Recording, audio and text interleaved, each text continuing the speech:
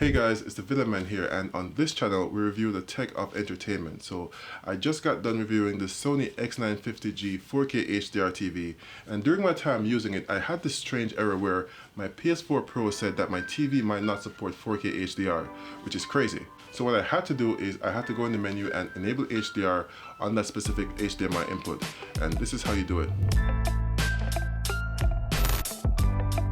Now for some reason Sony put this setting in a weird part of the menu, so if you don't feel like playing hide and seek, this is how you do it.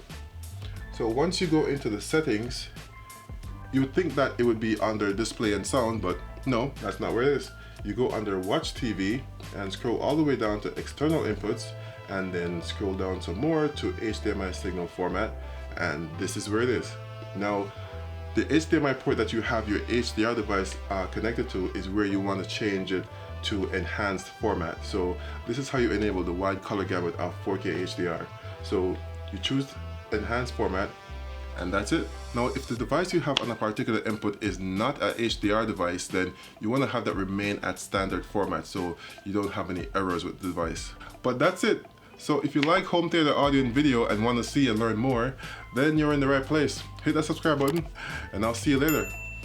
Until next time, enjoy your TV. This has been your friendly neighborhood Villaman saying, peace.